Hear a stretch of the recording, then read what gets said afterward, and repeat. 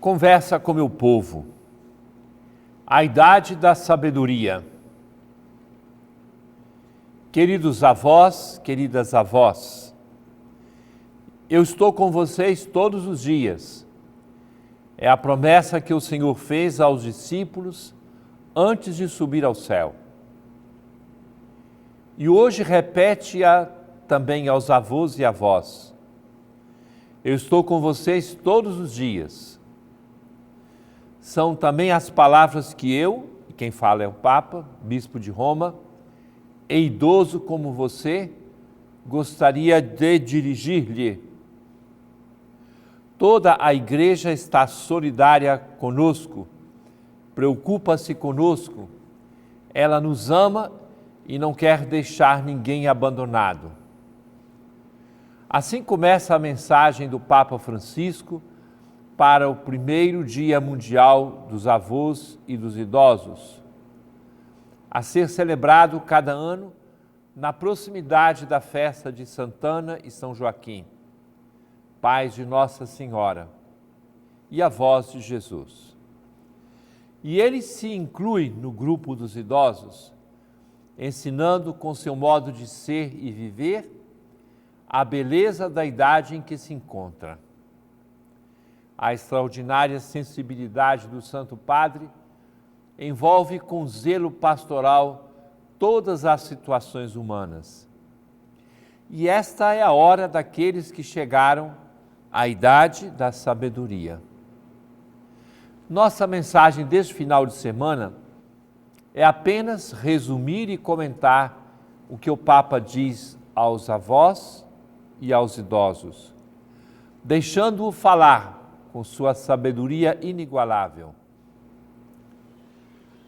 Deus não despreza qualquer etapa da vida das pessoas e a cada idade correspondem tarefas e missões.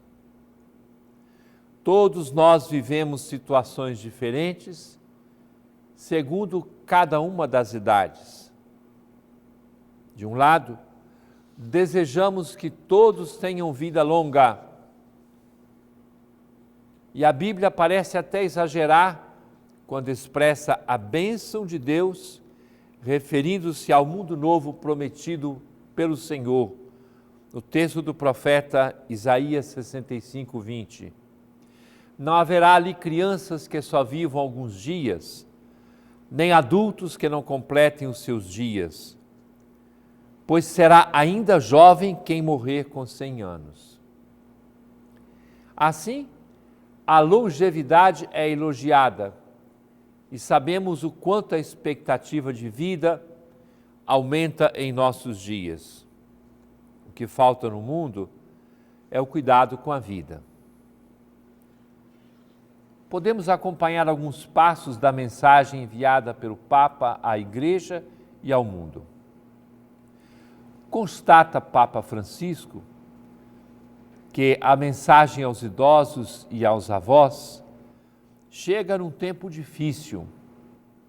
A pandemia foi uma tempestade inesperada e furiosa, uma dura provação que se abateu sobre a vida de cada um, mas aos idosos reservou um tratamento especial, um tratamento mais duro.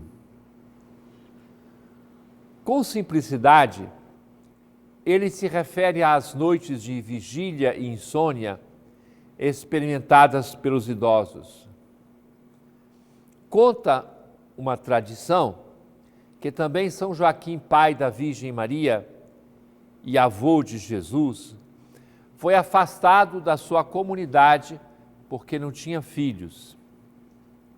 A sua vida, como a de Ana, sua esposa, era considerada inútil. Mas o Senhor enviou-lhe um anjo para consolá-lo. Estava ele triste fora das portas da cidade, quando lhe apareceu um enviado do Senhor, ele disse: Joaquim, Joaquim, o Senhor atendeu a sua oração insistente. Diz o Papa que um pintor famoso, Giotto, dá a impressão num afresco que foi pintado a seu tempo de colocar a cena de noite, numa daquelas inúmeras noites de insônia a que se habituaram os idosos, povoados por lembranças, inquietações e anseios. Com o Papa, podemos recordar uma situação muito comum entre os idosos e trago neste período, na lembrança e na oração, muitas pessoas solitárias, sem contato com os outros e com o mundo em tempo de pandemia. O Senhor, diz o Papa, continua a enviar anjos para consolar a solidão, repetindo-nos: eu estou com você todos os dias. Ele o diz a você, a mim, a todos os idosos e aos solitários. Depois de um longo isolamento e com uma retomada ainda lenta da vida social, oxalá, especialmente quem dentre vocês está mais sozinho, receba a visita de um anjo. Este anjo, algumas vezes terá o rosto dos netos, outras vezes dos familiares, ou amigos de longa data ou conhecidos, precisamente neste momento difícil. Aprendemos a entender como são importantes para cada um de nós os abraços e as visitas, e muito entristece o fato de que as mesmas não serem ainda possíveis em alguns lugares. E como enfrentar os momentos difíceis? Papa Francisco sugere: cada dia leiamos uma página do Evangelho, rezemos com os salmos, leamos os profetas, ficaremos comovidos com a fidelidade do Senhor. A Sagrada Escritura nos ajudará também a entender aquilo que o Senhor nos pede hoje na vida. Ele manda os operários para a sua vinha a todas as horas do dia, em cada estação da vida. Eu mesmo posso dar testemunho de que recebi a chamada para me tornar bispo de Roma, diz o Papa, quando tinha chegado, por assim dizer, à idade da aposentadoria. Imaginava que já não podia fazer muito de novo. O Senhor é eterno e nunca se aposenta. Que lindo ouvir o Papa dizer isso. O Senhor é eterno e nunca se aposenta. Nunca. Sabedoria pura de homem curtido pela vida e consciente da responsabilidade recebida da divina providência. Daí para frente, a mensagem do Papa lança todos os idosos à missão. Afinal, sua insistência em que sejamos discípulos missionários é para todos, inclusive para pessoas que, como eu, Dom Alberto, já entraram no que chamam de terceira ou melhor idade. Acolhamos o que diz o Papa, tomando posse de suas recomendações. Nossa vocação é salvar as raízes, transmitir a fé aos jovens e cuidar dos pequeninos. Não se esqueçam disso. E vai além. Não existe uma idade para aposentar-se da tarefa de anunciar o Evangelho, da tarefa de transmitir as tradições aos netos e aos mais novos. É preciso pôr-se a caminho e, sobretudo, sair de si mesmo para empreender algo de novo. Como pode um homem nascer sendo velho? Isso é possível abrindo o próprio coração à obra do Espírito Santo, que sopra onde quer. Com a liberdade que tem, o Espírito Santo se move por toda parte e faz aquilo que quer. Continua o Papa: da crise que o mundo atravessa, não sairemos iguais, sairemos melhores ou piores. Oxalá não seja inútil tanto sofrimento, mas tenhamos dado um salto para uma nova forma de viver e descubramos, enfim, que precisamos e somos devedores uns dos outros para que a humanidade renasça todos irmãos. Enfim, o Santo Padre recomenda 3 pilares para a nova construção do mundo. Os sonhos. Os vossos anciãos terão sonhos e os jovens terão visões, citando o profeta Joel. O futuro do mundo está nesta aliança entre os jovens e os idosos. Quem, senão os jovens, pode agarrar os sonhos dos idosos e levá-los adiante? Para isso é necessário continuar a sonhar. Nos nossos sonhos de justiça, de paz, de solidariedade, reside a possibilidade de os nossos jovens terem novas visões e juntos construirmos o futuro. Para o Papa, é preciso testemunhar a possibilidade de se sair renovado de uma experiência dolorosa. Depois, a memória.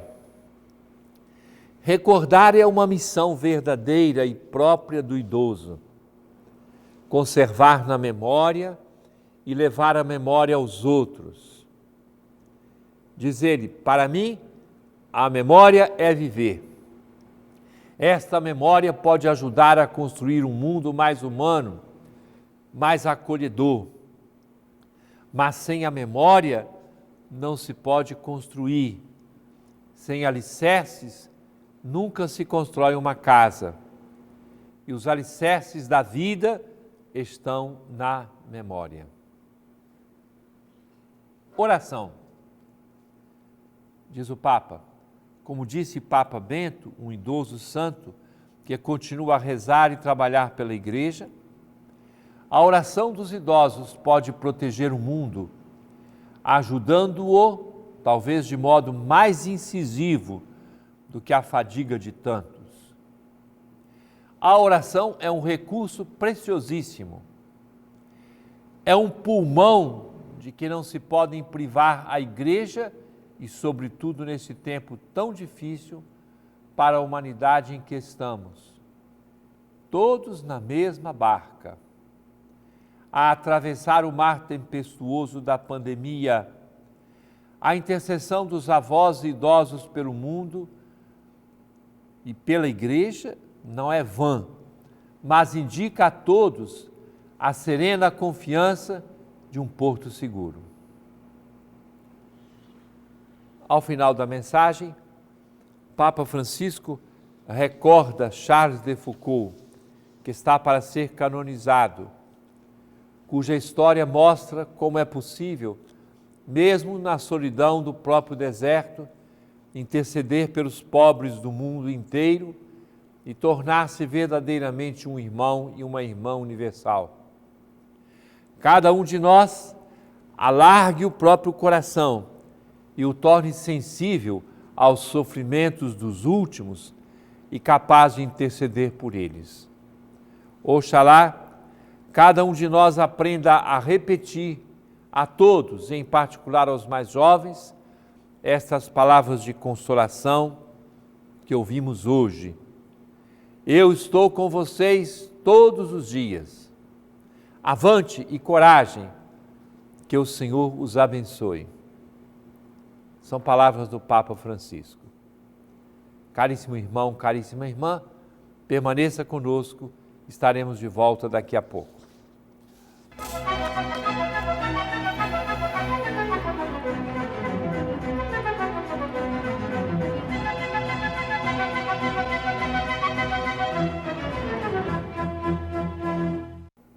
Conversa com meu povo. Caríssimo irmão, caríssima irmã, eu trago algumas perguntas que as pessoas nos enviaram para buscar juntos as respostas. André Luiz, guarda de São José de Queluz. Neste contexto de pandemia, hoje há um forte desespero, medo e ansiedade entre os jovens, com alguns até cometendo suicídio. Como a igreja pode ser um alento para esses jovens no combate a esses males?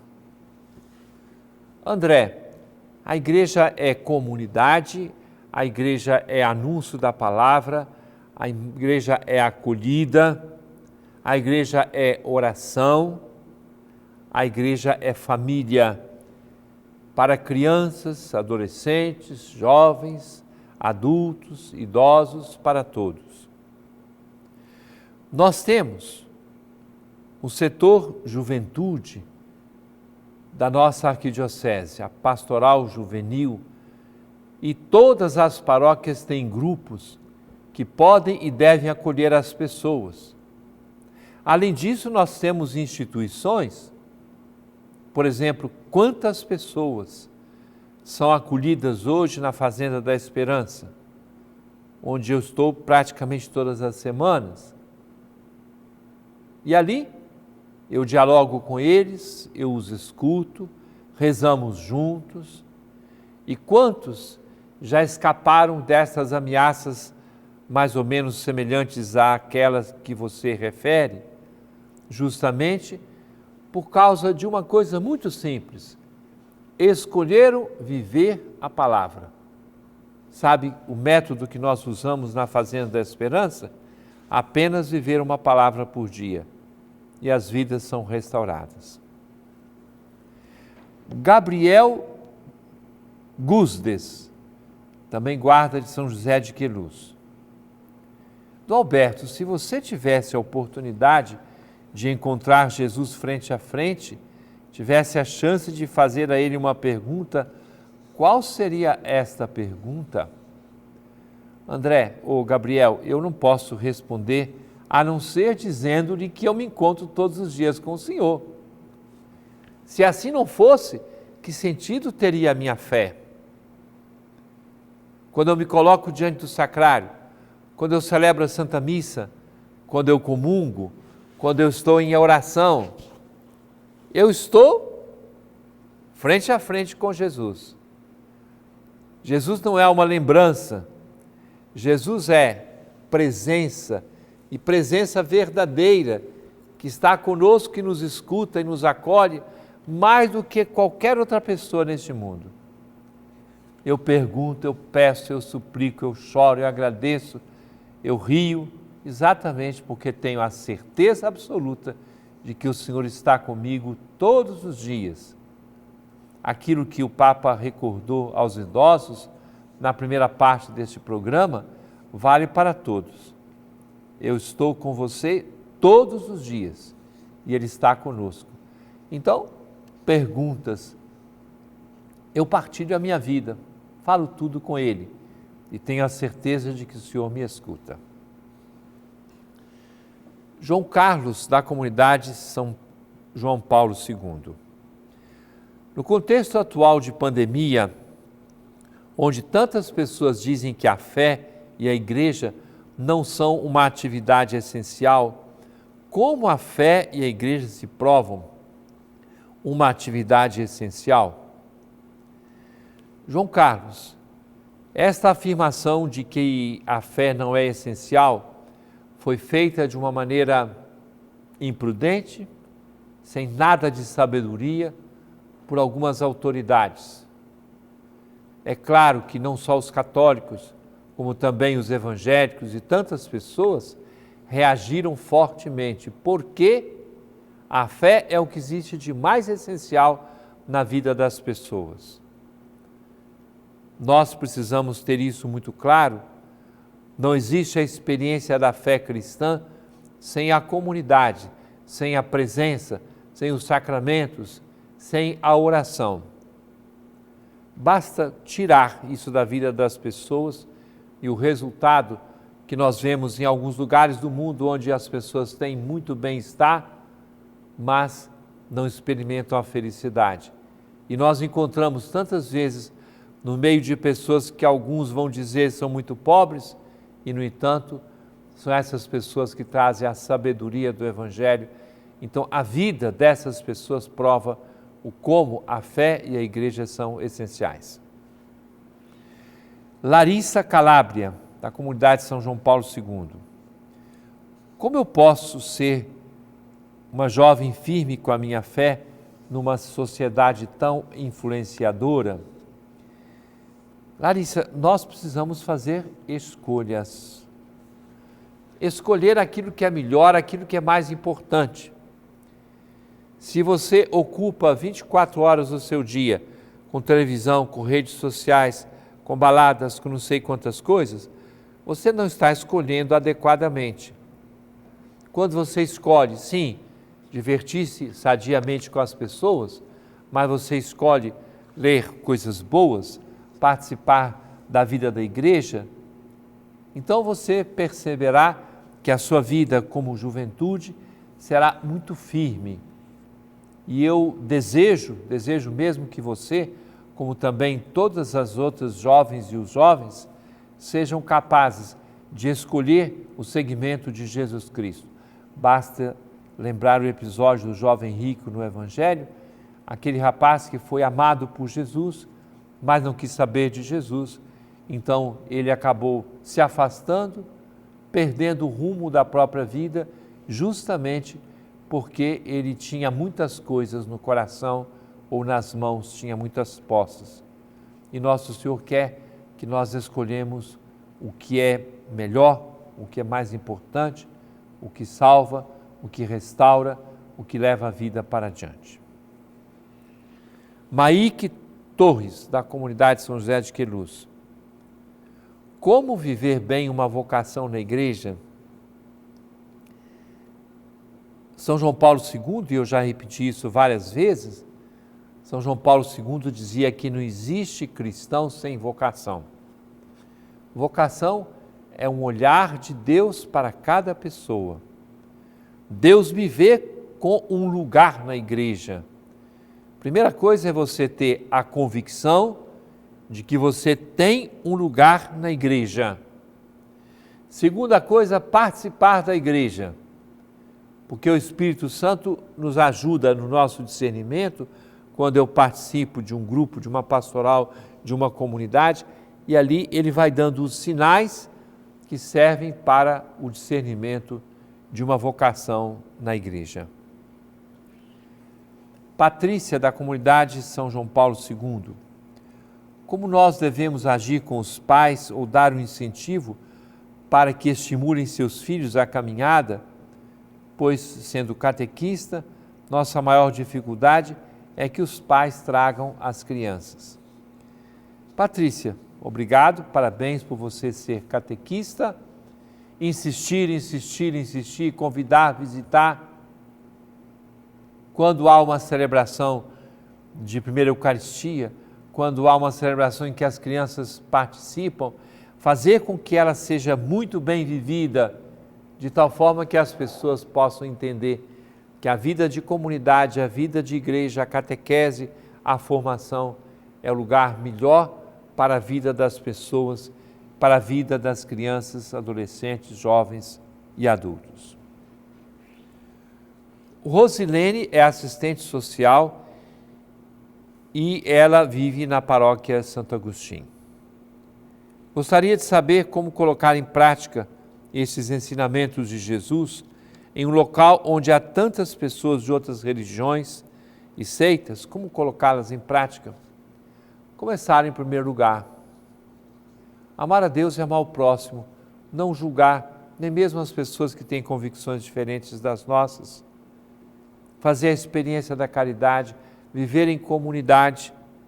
Quando a gente faz isso aqui, alguém vai perguntar, por que essa pessoa vive de uma forma diferente? Por que essa pessoa tem atitudes que são renovadas, coisas que mudam a vida? E quando a nossa vida suscitar perguntas, questões às pessoas, o resultado é que será possível também a transformação da cabeça e do coração dessas pessoas. Última pergunta é de Juan Alves, da comunidade Belém de Jesus. Como a gente faz para que os pais incentivem os seus jovens a ir na igreja rezar e procurar mais Jesus Cristo? Veja só, a primeira coisa, Juan, é o testemunho. É que cada um de nós viva aquilo que acredita. Não existe outro caminho senão o testemunho, a palavra, o conselho, a companhia, a vida de comunidade, a igreja que acolhe, que recebe. Quando isso acontece, nós vamos percebendo que as famílias, os jovens, as crianças, todos vão mudando o seu modo de enxergar e de viver. Caríssimo irmão, caríssima irmã, desejo que você tenha um final de semana muito abençoado, santificado por Deus. Em nome do Pai, do Filho e do Espírito Santo. Amém.